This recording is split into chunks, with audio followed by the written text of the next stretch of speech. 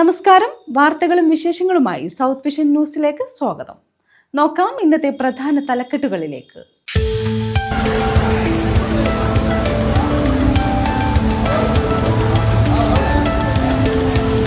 കൊല്ലം കൊട്ടിയത്ത് വൻ തീപിടുത്തം.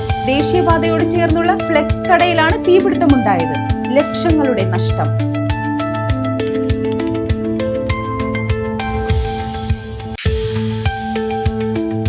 സംസ്ഥാനത്തെ പൊതുവിദ്യാലയങ്ങളിൽ ക്രിസ്മസ് പരീക്ഷാ തീയതികളിൽ മാറ്റം വരും.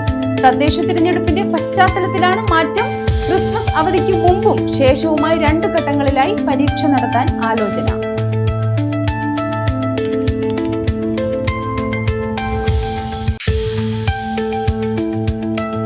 ഓണാട്ടുകര എള്ള് national mission on edible oil seed പദ്ധതിയിലേക്ക് വിശദമായ രൂപരേഖ കൃഷിവകുപ്പ് കേന്ദ്ര കൃഷി മന്ത്രാലയത്തിന് സമർപ്പിച്ചു.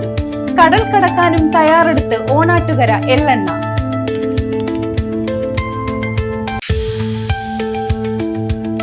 മണ്ഡലകാലം തുടങ്ങാൻ 4 ദിവസം ബാക്കി.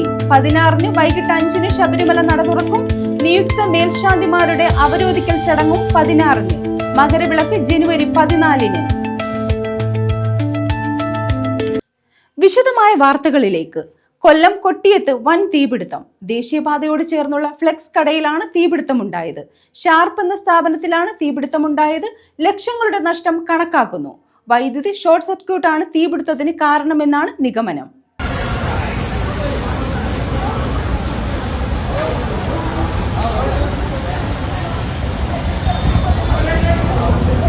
കൊട്ടിയത്ത് വ്യാപാര സ്ഥാപനത്തിൽ വൻ തീപിടുത്തം. തിരുവനന്തപുരം കൊല്ലം ദേശീയപാതയോട് ചേർന്നുള്ള ഫ്ലെക്സ് കടയിലാണ് തീപിടുത്തമുണ്ടായത്. കൊട്ടിയത്തെ ഷാർപ്പ് കളർ ലാബിലായിരുന്നു തീപിടുത്തം. തീപിടുത്തത്തിൽ സ്ഥാപനത്തിന് വലിയ നാശനഷ്ടം സംഭവിച്ചു.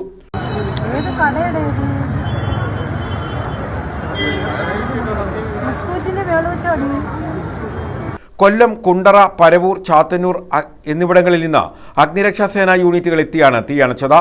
ഷോർട്ട് സർക്യൂട്ടാണ് തീപിടുത്തത്തിന് കാരണമെന്നാണ് പ്രാഥമിക നിഗമനം. തീ പടർന്നതോടെ സ്ഥാപനം പൂർണ്ണമായും അഗ്നിക്കിരയായി.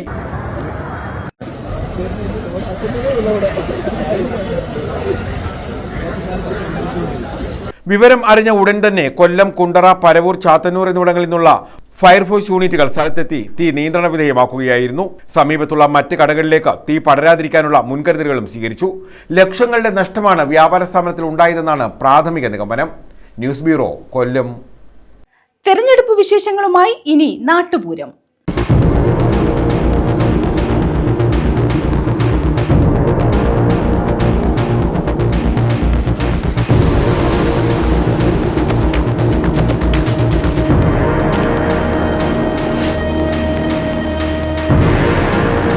തെരഞ്ഞെടുപ്പ് പ്രചാരണത്തിൽ മുന്നണികൾ സജീവമാവുന്നു. വിവിധ ഇടങ്ങളിൽ സ്ഥാനാർത്ഥി പ്രഖ്യാപനവും നടന്നു കഴിഞ്ഞു. തഴവയിൽ വിവിധ വാർഡുകളിൽ 3 മുന്നണികളും സ്ഥാനാർത്ഥികളെ പ്രഖ്യാപിച്ചു. പോസ്റ്ററുകളും നിരന്നു കഴിഞ്ഞു. തഴവയിൽ മുന്നണികൾ സ്ഥാനാർത്ഥികളെ പ്രഖ്യാപിച്ചതോടെ പ്രചാരണങ്ങളും ആരംഭിച്ചു കഴിഞ്ഞു. ചിലയിടങ്ങളിൽ സജീവമായ പ്രചാരണ പ്രവർത്തനങ്ങളാണ് ആരംഭിച്ചിട്ടുള്ളത്. മിക്കയിടത്തും പോസ്റ്ററുകൾ നിരന്നു കഴിഞ്ഞു. ചുവരെഴുത്തുകളും ആരംഭിച്ചു. തഴവ ഗ്രാമപഞ്ചായത്തിലെ 24 വാർഡിലേക്കും ആദ്യം സ്ഥാനാർത്ഥികളെ പ്രഖ്യാപിച്ചത് UDF ആണ്. NDAയും തൊട്ടുപിന്നാലെ സ്ഥാനാർത്ഥികളെ പ്രഖ്യാപിച്ചു. LDFും സ്ഥാനാർത്ഥി പ്രഖ്യാപനം നടത്തി. 3 മുന്നണികളുടെയും പ്രവർത്തകർ വീടുകളിൽ കയറിയിറങ്ങിയുള്ള പ്രചാരണങ്ങളും ആരംഭിച്ചു. 22 വാർഡുകളുള്ള തഴവ ഗ്രാമപഞ്ചായത്തിൽ 9 അംഗങ്ങളുടെ ഭൂരിപക്ഷത്താൽ LDFിനായിരുന്നു ഭരണം. NDAയ്ക്കും കോൺഗ്രസിനും കൂടി 12 അംഗങ്ങളാണ് ഉണ്ടായിരുന്നത്. SDPIക്ക് 1 സീറ്റുമുണ്ട്. നിലവിൽ ഗ്രാമപഞ്ചായത്ത് വാർഡ് വിഭജനം പൂർത്തീകരിച്ചപ്പോൾ 22-ൽ നിന്ന് വാർഡുകളുടെ എണ്ണം 24 വർദ്ധിച്ചു. ഇതോടെ പഞ്ചായത്ത് ഭരണം പിടിക്കണമെങ്കിൽ 13 വാർഡുകളിൽ വിജയിക്കേണ്ട സ്ഥിതിയുണ്ട്. എല്ലാ വാർഡുകളിലും വലിയ ഭൂരിപക്ഷത്തോടെ ജയിക്കും എന്നാണ് മുന്നണികളുടെ ആത്മവിശ്വാസം. അതുകൊണ്ട് തന്നെ മുന്നണികളുടെ പ്രവർത്തനങ്ങളും കൂടുതൽ സജീവമാണ്. ഭരണം പിടിച്ചെടുക്കുക എന്ന ലക്ഷ്യം UDFിനുണ്ട്. ഭരണം നിലനിർത്തുക എന്നുള്ളതാണ് LDFിന്റെ ലക്ഷ്യം. NDA ആകട്ടെ അട്ടിമറികളിലൂടെ കൂടുതൽ സീറ്റുകളും ഒപ്പം ഭരണവും ലക്ഷ്യമിടുന്നു. News bureau, Thazhava. Thiruvananthapuram medical college ആശുപത്രിയിൽ മരിച്ച പന്മന സ്വദേശി വേണുവിന്റെ കുടുംബത്തോട് മൊഴി നൽകാൻ തിരുവനന്തപുരത്തെത്താൻ ആവശ്യപ്പെട്ട് ആരോഗ്യവകുപ്പ് അധികൃതർ 16 ദിവസം കഴിയാതെ പുറത്തു പോകരുതെന്നാണ് തങ്ങളുടെ ആചാരമെന്ന് വേണുവിന്റെ ഭാര്യ സിന്ധു പറഞ്ഞു. തിരുവനന്തപുരം മെഡിക്കൽ കോളേജ് ആശുപത്രിയിൽ ചികിത്സ വൈകിയതിനെ തുടർന്ന് മരിച്ച വേണുവിന്റെ കുടുംബത്തോടാണ് മൊഴി കൊടുക്കാൻ തിരുവനന്തപുരത്തെത്താൻ ആരോഗ്യവകുപ്പ് അധികൃതർ ആവശ്യപ്പെട്ടത്. വേണുവിന്റെ സഞ്ചയന ദിവസമായ ബുധനാഴ്ച രാവിലെ തെളിവുകളുമായി Thiruvananthapuram directorate of medical education ഓഫീസിലെത്താനാണ് വേണുവിന്റെ ഭാര്യ സിന്ധുവിനെ ചൊവ്വാഴ്ച ഫോണിൽ വിളിച്ച് അധികൃതർ ആവശ്യപ്പെട്ടത്. മരണാനന്തര കർമ്മങ്ങൾ നടത്തുന്ന ദിവസമാണെന്ന് അറിയിച്ചപ്പോൾ അടുത്ത ദിവസം രാവിലെ എത്തണമെന്ന് അധികൃതർ പറഞ്ഞു. 16 ദിവസം കഴിയാതെ പുറത്തു പോകരുതെന്നാണ് തങ്ങളുടെ ആചാരമെന്ന് സിന്ധു പറഞ്ഞു. അതായത് ബുധനാഴ്ച ചെല്ലാൻ പറഞ്ഞ് എനിക്ക് വാട്സാപ്പിൽ ഒരു മെസ്സേജ് ഇട്ട് തന്നു. ആ മെസ്സേജ് അനുസരിച്ച് ബുധനാഴ്ച ചെല്ലാൻ പറഞ്ഞപ്പോൾ ഞാൻ പറഞ്ഞു ബുധനാഴ്ച ഇവിടുത്തെ സഞ്ചാരമാണ്, അന്ന് വരാൻ പറ്റൂല എന്ന് പറഞ്ഞു. അങ്ങനെ വീണ്ടും ഒരു ഡേറ്റ് മാറ്റി വീണ്ടും വാട്സാപ്പിൽ ഇട്ട് തന്നു 13-ാം തീയതി ചെല്ലാൻ, അത് നാളെ ചെല്ലാൻ പറഞ്ഞുകൊണ്ട്. പക്ഷേ എനിക്ക് ഒരു 16 കഴിയാതെ ഇവിടെ നിന്ന് ഇറങ്ങാൻ ഒരു ബുദ്ധിമുട്ടുണ്ട്. അങ്ങനെ ഇന്ന് വീണ്ടും എന്നെ വിളിച്ചിട്ടുണ്ടായിരുന്നു. രാവിലെ വിളിച്ചപ്പോൾ അത് മാത്രം ഇന്നലെ മാധ്യമങ്ങൾ വിളിച്ചപ്പോൾ ഞാൻ പറഞ്ഞത് എനിക്ക് പോകാൻ സാധിക്കില്ല എന്ന് ഞാൻ പറഞ്ഞിട്ടുണ്ടായിരുന്നു.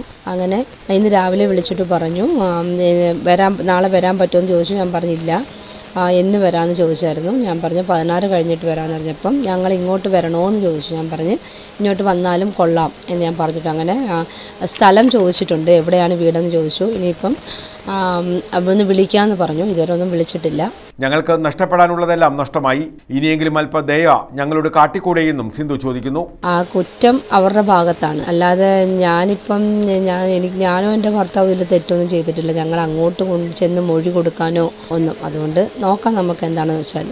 ഹൃദ്രോഗത്തെ തുടർന്ന് തിരുവനന്തപുരം മെഡിക്കൽ കോളേജ് ആശുപത്രിയിൽ പ്രവേശിപ്പിച്ച ഓട്ടോറിക്ഷ ഡ്രൈവർ ചവറ പന്മന മനയിൽ പൂജാഭവനിൽ കെ വേണു 5-ാം ദിവസമാണ് മരിച്ചത്. News bureau, Chavara.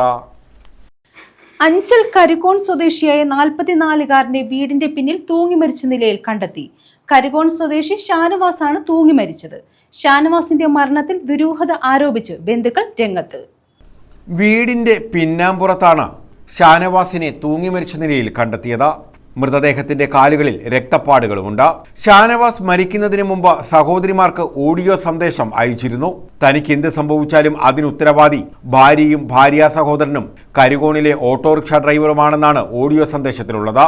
ഷാനവാസും ഭാര്യയും തമ്മിൽ കുടുംബ പ്രശ്നങ്ങൾ ഉണ്ടായിരുന്നെങ്കിലും അത് പരിഹരിച്ചിരുന്നതായും പറയുന്നു. കഴിഞ്ഞ ദിവസം വീണ്ടും പ്രശ്നങ്ങൾ ഉണ്ടായതായി സഹോദരി മുബീന പറഞ്ഞു. തന്നെ കണ്ടാൽ അറിയാം ഒരു തൂങ്ങി മരിച്ച ഒരാളല്ല, കാരണം ആ കെട്ടറിയാം, ഒരൊറ്റ കെട്ടേ ഉള്ളൂ. ഇനി അഥവാ ഏതൊരു മനുഷ്യനാണെങ്കിലും മരിക്കുന്ന വെപ്രാളത്തിന് ചിലപ്പോൾ എങ്ങനെ പിടിച്ച് നിൽക്കാനുള്ള സ്ഥലമുണ്ട്, തല മുട്ടി നിൽക്കുന്ന സ്പേസേ ഉള്ളൂ. അപ്പം അങ്ങനെയാണെങ്കിലും സ്വന്തമായിട്ട് ആത്മഹത്യ ചെയ്യത്തില്ല. അതിൽ തന്നെ അറിയാം ഇത് അടിച്ചു കൊന്നിട്ട് കെട്ടിത്തൂക്കിയതാണ്. അവിടെ വീടിന്റെ ഫ്രണ്ടിലൊക്കെ രക്തക്കറ അടപ്പുണ്ട്. ഉന്തുംതള്ളം നടന്നത് ആ കിണറിന്റെ സൈഡിൽ ഉന്തുംതള്ളം നടന്ന് ചെടിയെല്ലാം മറിഞ്ഞ് അതിന്റെ കൊപ്പുകൾ കൊണ്ട് കാലിയും മുറിഞ്ഞതൊക്കെ പാടുകളും മൊത്തം. അവിടെ ഇടത് സൈഡിൽ ഇവിടെ ഒരു കത്തി കിടപ്പുണ്ട്, ഒരു വാച്ചിന്റെ കഷ്ണം കിടപ്പുണ്ട്. എൻ്റെ സഹോദരന് വാച്ചില്ല, വാച്ചിടാറില്ല.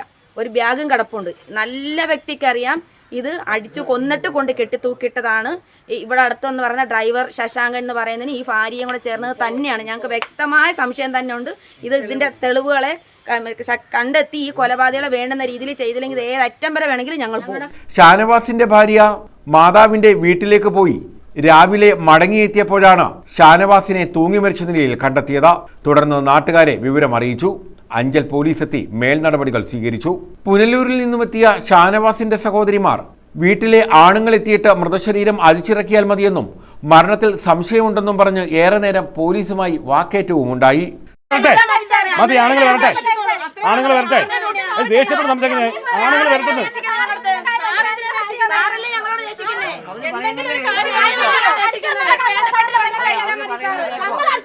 തങ്ങളുടെ സഹോദരനെ കൊന്നു കെട്ടിത്തൂക്കിയതാണെന്നും ഇവർ ആരോപിച്ചു. പോലീസും ബന്ധുക്കളുമായി നടത്തിയ ചർച്ചയ്ക്കൊടുവിൽ മൃതദേഹം താഴെയിറക്കി ഇൻക്വസ്റ്റ് നടപടികൾ പൂർത്തീകരിച്ച് പാരിപ്പള്ളി മെഡിക്കൽ കോളേജ് ആശുപത്രിയിലേക്ക് മാറ്റി.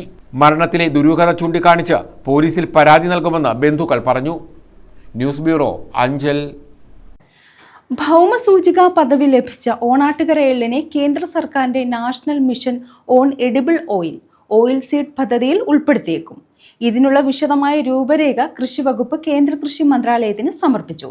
ഭക്ഷ്യ എണ്ണയുടെയും എണ്ണക്കുരുവിന്റെയും ഉൽപാദനം വർദ്ധിപ്പിക്കാനും സംസ്കരണവും വിപണനവും സുഗമമാക്കുന്നതിനും വേണ്ടിയുള്ള കേന്ദ്ര പദ്ധതിയാണിത്.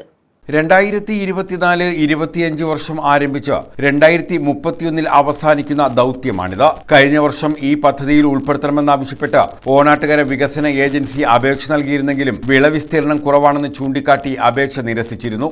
ഓണാട്ടുകര എള്ളിന്റെ സവിശേഷ ഗുണങ്ങൾ പരിഗണിച്ച് പദ്ധതിയിൽ ഉൾപ്പെടുത്തണമെന്നാവശ്യപ്പെട്ട് സംസ്ഥാന കൃഷിമന്ത്രിയും എംപിയും കേന്ദ്ര കൃഷി മന്ത്രാലയത്തിന് കത്ത് നൽകി.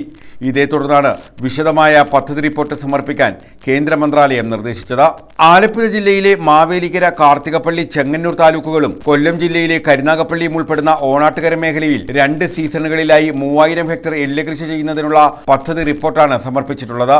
കേന്ദ്ര പദ്ധതി അനുവദിച്ചാൽ ഉൽപാദനം, ശേഖരണം, വിളപരിപാലനം, വിപണനം, ഗുണമേന്മ ഉറപ്പാക്കൽ, ഗവേഷണം എന്നിവയ്ക്കെല്ലാം സഹായധനം ലഭിക്കും. എള്ളിന്റെ വിളവ് 1 ഹെക്ടറിൽ 800 കിലോ വരെയായി വർദ്ധിപ്പിക്കാനും കർഷകരിൽ നിന്ന് സംഭരിക്കുന്ന എള്ള് മൂല്യവർദ്ധിത ഉൽപ്പന്നങ്ങളാക്കി മാറ്റുന്നതിനുള്ള പദ്ധതികൾ DPR-ൽ വിശദമാക്കിയിട്ടുണ്ട്. മേന്മയേറിയ എള്ളെണ്ണ ക്യാപ്സൂൾ, എള്ള് ഹൽവ എന്നീ ഉൽപ്പന്നങ്ങൾ വിപണിയിൽ ഇറക്കാനും ലക്ഷ്യമിടുന്നുണ്ട്. കാർഷികോൽപ്പന്ന വിലനിർണ്ണയ ബോർഡ് അധ്യക്ഷൻ, കൃഷിശാസ്ത്രജ്ഞർ, പരമ്പരാഗത കർഷകർ, കൃഷി ഉദ്യോഗസ്ഥർ എന്നിവർ പങ്കെടുത്ത കൃഷ്ണപുരം കേന്ദ്ര തോട്ടവിള ഗവേഷണ കേന്ദ്രത്തിൽ നടത്തിയ ശില്പശാലയിൽ ഉരുത്തിരിഞ്ഞ ആശയങ്ങൾ ക്രോഡീകരിച്ചാണ് DPR തയ്യാറാക്കിയത്. എള്ളിന്റെയും മൂല്യവർദ്ധിത ഉൽപ്പന്നങ്ങളുടെയും ഗുണമേന്മ നിർണ്ണയിക്കാനുള്ള ശാസ്ത്രീയ ഗവേഷണം തൃശൂർ ജൂബിലി മിഷൻ ഗവേഷണ കേന്ദ്രത്തിൽ അന്തിമഘട്ടത്തിലാണ്. ഇതേസമയം ഓണാട്ടുകരയുടെ സ്വന്തം എള്ളെണ്ണ തിലധാര എന്ന ബ്രാൻഡിൽ കയറ്റുമതി ചെയ്യാനുള്ള പദ്ധതിയും ലക്ഷ്യമിടുന്നുണ്ട്. ഒരു വർഷം 24,000 ലിറ്റർ എള്ളെണ്ണ വിദേശ വിപണിയിലേക്ക് എത്തിക്കുകയാണ് ലക്ഷ്യം. News bureau, Kayamkulam. സംസ്ഥാനത്തെ പൊതുവിദ്യാലയങ്ങളിൽ ക്രിസ്മസ് പരീക്ഷാ തീയതികളിൽ മാറ്റം വരും. തദ്ദേശ തെരഞ്ഞെടുപ്പിന്റെ പശ്ചാത്തലത്തിലാണ് മാറ്റം. ക്രിസ്മസ് അവധിക്ക് മുമ്പും ശേഷവുമായി 2 ഘട്ടങ്ങളിലായി പരീക്ഷ നടത്താനാണ് സാധ്യത. വിദ്യാഭ്യാസ ഗുണനിലവാര അവലോകന സമിതി യോഗത്തിലാകും പരീക്ഷാ തീയതികൾ സംബന്ധിച്ച അന്തിമ തീരുമാനം ഉണ്ടാവുക. നിലവിലെ വിദ്യാഭ്യാസ കലണ്ടർ അനുസരിച്ച് ഡിസംബർ 11 മുതലാണ് 2ാം പാദ വാർഷിക പരീക്ഷകൾ നടത്താനിരുന്നത്. എന്നാൽ ഡിസംബർ 9, 11 തീയതികളിലാണ് തെരഞ്ഞെടുപ്പ്. ഡിസംബർ 13-നാണ് വോട്ടെണ്ണൽ. അതിനാൽ ക്രിസ്മസ് അവധിക്ക് മുമ്പും ശേഷവും 2 ഘട്ടങ്ങളിലായി പരീക്ഷ നടത്താനാണ് ഇപ്പോഴത്തെ ആലോചന. വോട്ടെടുപ്പ് കേന്ദ്രങ്ങളിൽ ഭൂരിപക്ഷവും സ്കൂളുകളാണ് എന്നതും അധ്യാപകർക്ക് തെരഞ്ഞെടുപ്പ് ഡ്യൂട്ടി ഉള്ളതും പരിഗണിച്ചാണ് തീരുമാനം. നിലവിലെ സാഹചര്യത്തിൽ ഡിസംബർ 5 കഴിഞ്ഞാൽ അവധി ദിനങ്ങളും വോട്ടെടുപ്പും വോട്ടെണ്ണലും കഴിഞ്ഞാൽ മാത്രമേ പരീക്ഷ നടത്താനാകൂ. ഡിസംബർ 13-ന് തെരഞ്ഞെടുപ്പ് ഫലം വന്നു കഴിഞ്ഞാൽ പിന്നെ ക്രിസ്മസ് അവധിക്ക് മുമ്പ് 15 മുതൽ 19 വരെ 5 പ്രവൃത്തി ദിനങ്ങളാണുള്ളത്. 20 മുതൽ 28 വരെയാണ് ക്രിസ്മസ് അവധി. 2ാം ഘട്ട പരീക്ഷകൾ ഡിസംബറിലെ അവസാന ദിവസങ്ങളിലും ജനുവരി ആദ്യവാരത്തിലുമായി നടത്തേണ്ടി വരും. News desk. സംസ്ഥാന സീനിയർ പുരുഷ വനിതാ ഗുസ്തി മത്സരം 15, 16 തീയതികളിൽ പുനലൂരിൽ നടക്കും. സെന്റ് തോമസ് സീനിയർ സെക്കൻഡറി സ്കൂളിലാണ് ഗുസ്തി മത്സരം സംഘടിപ്പിക്കുന്നത്. 15-ന് രാവിലെ 10:30-ന് അഡ്വക്കേറ്റ് PS സുബാൽ MLA ഉദ്ഘാടനം ചെയ്യും. സംസ്ഥാനത്തെ 14 ജില്ലകളിൽ നിന്നും ഗുസ്തിക്കാർ പങ്കെടുക്കുന്ന സംസ്ഥാന സീനിയർ പുരുഷ വനിതാ ഗുസ്തി മത്സരമാണ് നവംബർ 15, 16 തീയതികളിൽ Punalur Saint Thomas senior secondary school ഗോദയിൽ നടക്കുന്നത്. 15-ന് രാവിലെ 10:30-ന് അഡ്വക്കേറ്റ് PS സുബാൽ MLA ഗുസ്തി മത്സരം ഉദ്ഘാടനം ചെയ്യും. നഗരസഭാ ചെയർപേഴ്സൺ K പുഷ്പലത അധ്യക്ഷത വഹിക്കും. Wrestling federation technical director VN Prasood മുഖ്യ സന്ദേശം നൽകും. നഗരസഭാ വൈസ് ചെയർമാൻ രഞ്ജിത്ത് രാധാകൃഷ്ണൻ ആദരവ് നിർവഹിക്കും. Program committee chairman MA Rajagopal ബൗട്ട് ഉദ്ഘാടനം ചെയ്യും. മെഡൽ ചാമ്പ്യൻഷിപ്പ് വിതരണം agro fruits and processing company chairman doctor Benny Kakkad ഉദ്ഘാടനം ചെയ്യും. അഡ്വക്കേറ്റ് J ജയകുമാർ അധ്യക്ഷത വഹിക്കും. പ്രവാസി വ്യവസായി SP സുരേഷ്, പുനലൂർ മെഡിക്കൽസിലെ doctor Shafi, social media influencer Hari Pathanapuram, UDF Punalur നിയോജകമണ്ഡലം ചെയർമാൻ നെൽസൺ സെബാസ്റ്റ്യൻ എന്നിവർ മെഡൽ വിതരണം നിർവഹിക്കും.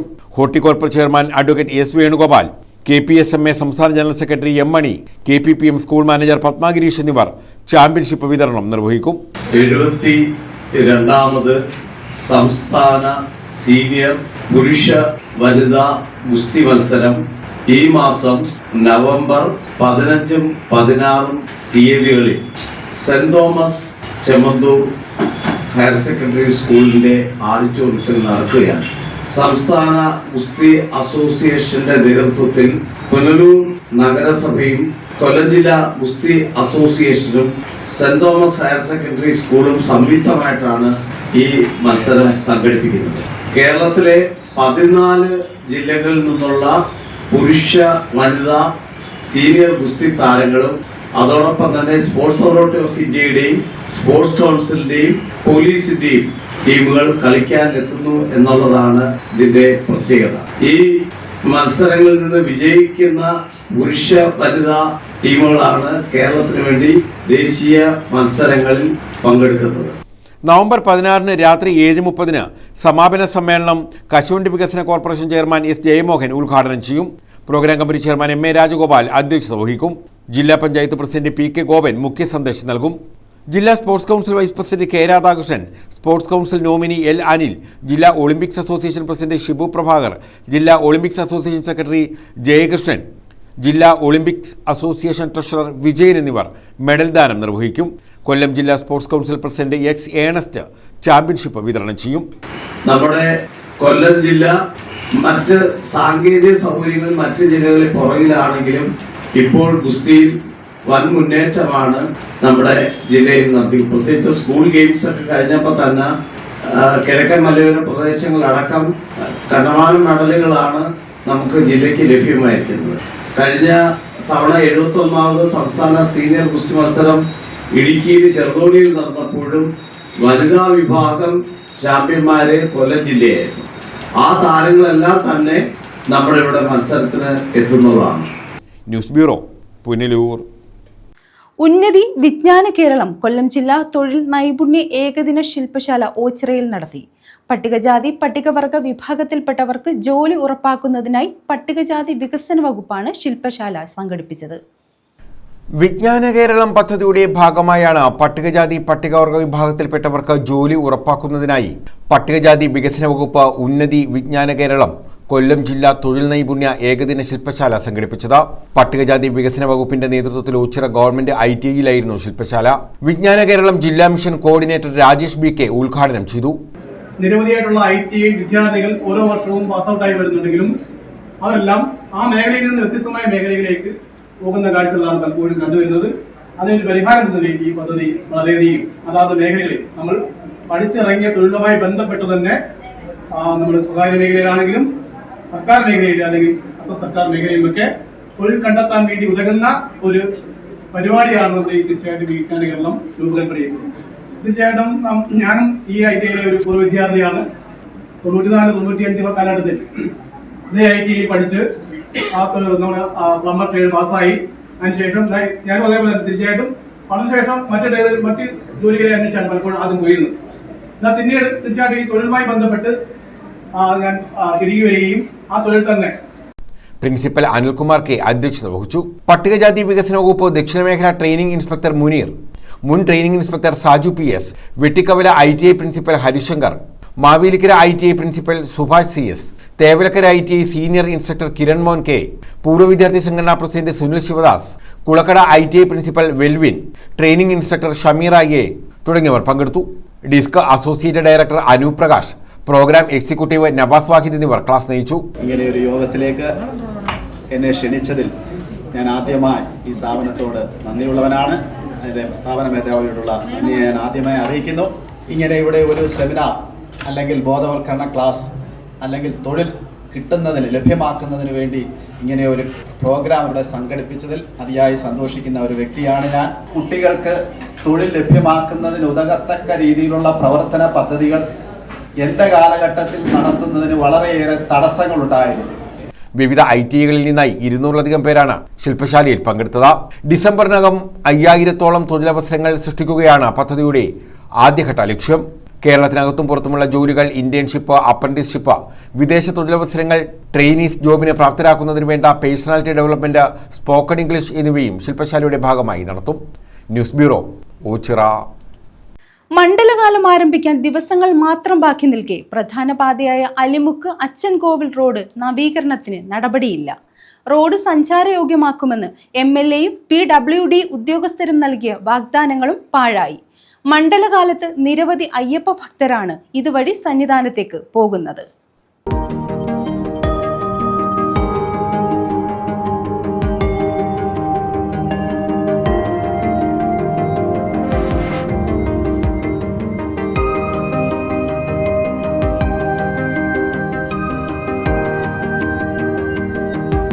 തകർന്ന റോഡിന്റെ ഇരുവശങ്ങളിലും കാടുകൾ വെട്ടിമാറ്റാത്തതിനാൽ വന്യമൃഗശല്യവും രൂക്ഷമാണ്. കാൽനട തീർത്ഥാടകരെയും വാഹനയാത്രികരെയും ഇത് ആശങ്ക വർദ്ധിപ്പിക്കുന്നതിന് കാരണമാകുന്നു.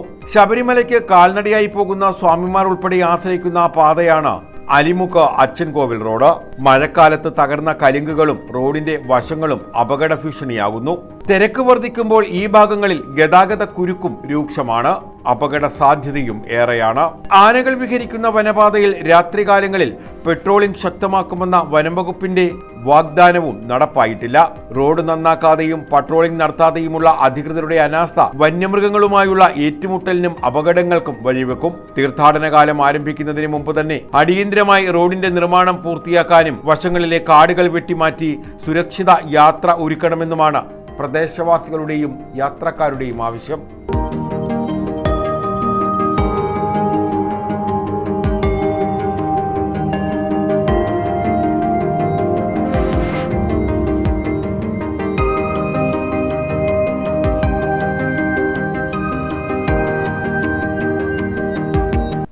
News bureau, Punalur. മണ്ഡലകാലം തുടങ്ങാൻ 4 ദിവസം ബാക്കി. 16-ന് വൈകിട്ട് 5-ന് മേൽശാന്തി അരുൺകുമാർ നമ്പൂതിരി ശബരിമല നട തുറക്കും. നിയുക്ത മേൽശാന്തിമാരുടെ അവരോധിക്കൽ ചടങ്ങും നടക്കും. ജനുവരി 14-നാണ് മകരവിളക്ക്. ഇക്കൊല്ലത്തെ ശബരിമല തീർത്ഥാടനത്തിന് 16-ന് വൈകിട്ട് 5-ന് കണ്ഠരര് മഹേഷ് മോഹനരുടെ സാന്നിധ്യത്തിൽ മേൽശാന്തി അരുൺകുമാർ നമ്പൂതിരി നട തുറക്കും. 16-ന് വൈകിട്ട് നിയുക്ത മേൽശാന്തിമാരുടെ അവരോധിക്കൽ ചടങ്ങ് നടക്കും. 17-ന് പുലർച്ചെ 3-ന് വൃശ്ചിക പുലരിയിൽ പുതിയ മേൽശാന്തിമാർ ശബരിമല മാളികപ്പുറം നടകൾ തുറക്കുന്നതോടെ തീർത്ഥാടനം തുടങ്ങും. ദിവസവും പുലർച്ചെ 3 മുതൽ ഉച്ചയ്ക്ക് 1 വരെയും ഉച്ചകഴിഞ്ഞ് 3 മുതൽ രാത്രി 11 വരെയുമാണ് ദർശനം. ഡിസംബർ 26-നാണ് തങ്കയങ്കി ചാർത്തിയുള്ള ദീപാരാധന. 27-ന് മണ്ഡലപൂജ. അന്ന് രാത്രി നടയടയ്ക്കുന്നതോടെ മണ്ഡലകാലം സമാപിക്കും. ഡിസംബർ 30-ന് വൈകിട്ട് 5-ന് മകരവിളക്ക് ഉത്സവത്തിന് നട തുറക്കും. ജനുവരി 14-നാണ് മകരവിളക്ക്. ജനുവരി 19 വരെ ഭക്തർക്ക് ദർശനമുണ്ടാകും. 20-ന് രാവിലെ രാജപ്രതിനിധിയുടെ ദർശനത്തിന് ശേഷം നടയടയ്ക്കും. News bureau, Pathanamthitta. ഓർമ്മകൾ ഉണ്ടാകണം എന്നത് വെറുമൊരു വാക്കല്ല. നമ്മൾ ഇങ്ങനെയായത് എങ്ങനെയാണെന്ന തിരിച്ചറിവ് കൂടിയാണ് ഓർമ്മകളിൽ നിറയേണ്ടത്. ഇന്നത്തെ കേരളം രൂപപ്പെട്ട ചരിത്രം ഓർമ്മകളിൽ ഉണ്ടാകണം. കാരണം അത് നമ്മുടെ ചരിത്രമാണ്. ആ ചരിത്രത്തിൽ സുപ്രധാന സ്ഥാനമാണ് ക്ഷേത്രപ്രവേശന വിളംബരത്തിനുള്ളത്. നവതിയിലേക്ക് ക്ഷേത്രപ്രവേശന വിളംബരം കടക്കുമ്പോൾ കേരളത്തിന്റെ നവോത്ഥാന ചരിത്രത്തിന്റെ ഈടുറ്റ ഒരു ഏടാണ് ഈ വിളംബരം എന്ന യാഥാർത്ഥ്യം നാം തിരിച്ചറിയേണ്ടതുണ്ട്. ക്ഷേത്രപ്രവേശന വിളംബരത്തിന്റെ 89-ാം വർഷമാണ് 2025 നവംബർ 12.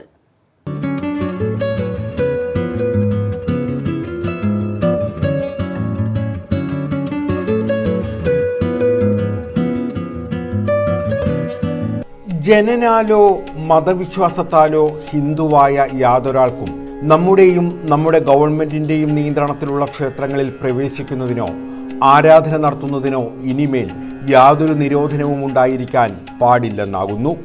ഐതിഹാസികമായ ക്ഷേത്രപ്രവേശന വിളംബരം ഉപസംഹരിക്കുന്നത് ഇങ്ങനെയാണ്. 89 വർഷം മുമ്പ് തിരുവിതാംകൂർ രാജാവ് ചിത്തിര തിരുനാൾ ബാലരാമവർമ്മ പുറപ്പെടുവിച്ച ഈ വിളംബരം ഒരു സമൂഹത്തിന്റെ പരിണാമ പ്രക്രിയയിലെ ശ്രദ്ധേയമായ ഏടാണ്. അതുവരെ സനാതനമെന്ന് കരുതിയിരുന്ന ഒരു ദുരാചാരത്തിനാണ് ഇതോടെ അന്ത്യമായത്. തിരുവിതാംകൂർ സർക്കാർ വിളംബരം ചെയ്ത ക്ഷേത്രപ്രവേശന നിയമം കേരളത്തിലെ ഇതര പ്രദേശങ്ങളിൽ മാത്രമല്ല രാജ്യമാകെ ഉറ്റുനോക്കിയ ഒന്നാണ്. നവോത്ഥാന നായകരും അധസ്ഥിത ജനവിഭാഗങ്ങളും ഒരേ വികാരവായ്പോടെ നടത്തിയ സുദീർഘമായ പോരാട്ടത്തിന്റെ ഫലം കൂടിയാണ്. സാമൂഹിക പരിഷ്കരണത്തിന് വേണ്ടി 19-ാം നൂറ്റാണ്ടിന്റെ ആദ്യപാദത്തിൽ തുടങ്ങിയ പ്രക്ഷോഭങ്ങളുടെ പരിസമാപ്തിയിലാണ് വിപ്ലവകരമായ ക്ഷേത്രപ്രവേശന വിളംബരം. സമരമുഖരിതമായ ഒരു പശ്ചാത്തലമുണ്ടായിരുന്നെങ്കിലും സാമൂഹികവും സാമ്പത്തികവുമായ ചില ഘടകങ്ങളും വിളംബരം പുറപ്പെടുവിക്കുന്നതിന് ചാലകശക്തിയായി വർത്തിച്ചു എന്നത് വസ്തുതയാണ്. ക്ഷേത്രപ്രവേശന വിളംബരത്തിലേക്കുള്ള വിത്തുപാകിയത വൈക്കം സത്യാഗ്രഹമാണ്. ക്ഷേത്രവഴികളിൽ സഞ്ചാര സ്വാതന്ത്ര്യം എന്നതായിരുന്നു വൈക്കം സത്യാഗ്രഹത്തിലെ മുഖ്യ ആവശ്യം. എന്നാൽ പതിയത് ആരാധനാ സ്വാതന്ത്ര്യത്തിനുള്ള പ്രക്ഷോഭമായി പരിണമിച്ചു. 1924 ആരംഭിച്ച വൈക്കം സത്യാഗ്രഹം ഗാന്ധിജിയുടെ ഇടപെടലോടെ വലിയ ബഹുജന സമരമായി മാറി. സത്യാഗ്രഹം വിജയിപ്പിക്കുന്നതിനായി ജാതി മതഭേദമന്യേ കേരളീയർ മാത്രമല്ല മറുനാട്ടുകാരും എത്തിച്ചേർന്നു. സവർണജാഥ നയിച്ച മന്നത്ത് പത്മനാഭനും പഞ്ചാബിൽ നിന്നുള്ള അകാലികളും തമിഴ്നാട്ടിലെ ദ്രാവിഡ പ്രസ്ഥാനക്കാരും സമരത്തിന് ഐക്യദാർഢ്യം പകർന്നു. വസ്ത്രധാരണാവകാശത്തിനു വേണ്ടി ചാന്നാർ സ്ത്രീകൾ നടത്തിയ കലാപമായിരുന്നു തിരുവിതാംകൂറിലെ സാമൂഹിക പരിഷ്കരണ സംരംഭങ്ങളിൽ ആദ്യത്തേത്. 1925 മഹാത്മാഗാന്ധിയുടെ തിരുവിതാംകൂർ സന്ദർശനം ചരിത്രപരമായി ഏറെ പ്രാധാന്യമുള്ളതാണ്. തിരുവനന്തപുരത്തെത്തിയ ഗാന്ധിജി വർക്കല കൊട്ടാരത്തിലെത്തി റീജന്റ് മഹാറാണിയായിരുന്ന സേതുലക്ഷ്മിഭായിയെ സന്ദർശിച്ച് ക്ഷേത്രപ്രവേശന ആവശ്യമുന്നയിച്ചു. തനിക്കതിനുള്ള അധികാരമില്ലെന്നും ചിത്തിര തിരുനാൾ അധികാരമേറ്റ ശേഷം അതേക്കുറിച്ച് ആലോചിക്കട്ടെ എന്നുമായിരുന്നു മറുപടി. തുടർന്ന് തിരുവനന്തപുരത്തെത്തിയ ഗാന്ധിജി ചിത്തിര തിരുനാളുമായും അദ്ദേഹത്തിൻ്റെ അമ്മ സേതുപാർവതിഭായിയുമായും കൂടിക്കാഴ്ച നടത്തി. സംഭാഷണ മധ്യേ താങ്കൾ അധികാരത്തിൽ വന്നാൽ അവർണർക്ക് ക്ഷേത്രപ്രവേശനം അനുവദിക്കുമോ എന്ന് ചിത്തിര തിരുനാളിനോട് ഗാന്ധിജി ചോദിച്ചു. തീർച്ചയായും എന്നായിരുന്നു ബാലനായ ചിത്തിര തിരുനാളിൻ്റെ മറുപടി.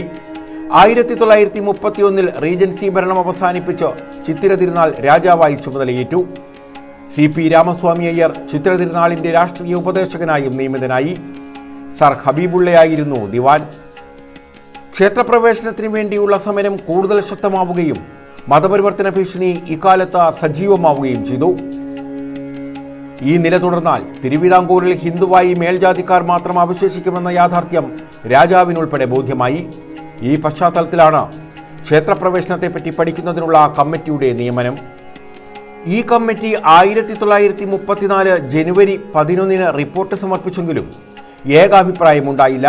അവർണർക്ക് പ്രവേശനം നൽകണമെന്ന് വാദിച്ച ഉള്ളൂരിനെ ബ്രാഹ്മണ സഭ ഭ്രഷ്ട് കൽപ്പിച്ചു. രാഷ്ട്രീയ ഉപദേശകനായിരുന്ന CP ഇതിനകം ദിവാനായി നിയമിതനാവുകയും ചെയ്തു.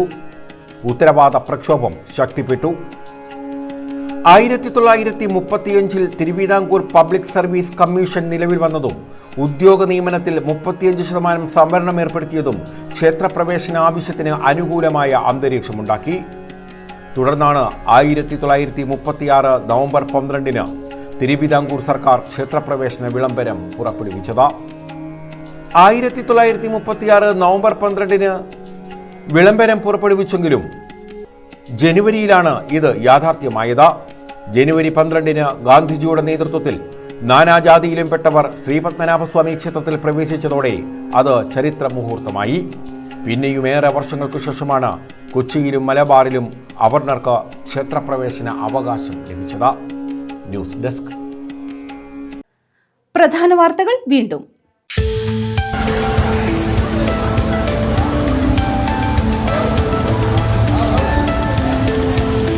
കൊല്ലം കൊട്ടിയത്ത് വൻ തീപിടുത്തം. ദേശീയപാതയോട് ചേർന്നുള്ള ഫ്ലെക്സ് കടയിലാണ് തീപിടുത്തമുണ്ടായത്. ലക്ഷങ്ങളുടെ നഷ്ടം.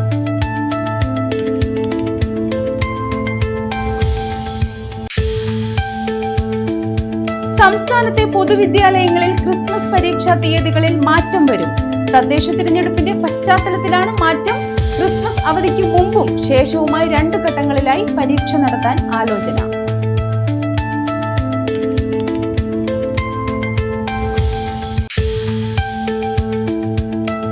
ഓണാട്ടുകര എള്ള് national mission on edible oil seed പദ്ധതിയിലേക്ക് വിശദമായ രൂപരേഖ കൃഷിവകുപ്പ് കേന്ദ്ര കൃഷി മന്ത്രാലയത്തിന് സമർപ്പിച്ചു. കടൽ കടക്കാനും തയ്യാറെടുത്ത് ഓണാട്ടുകര എള്ളെണ്ണ.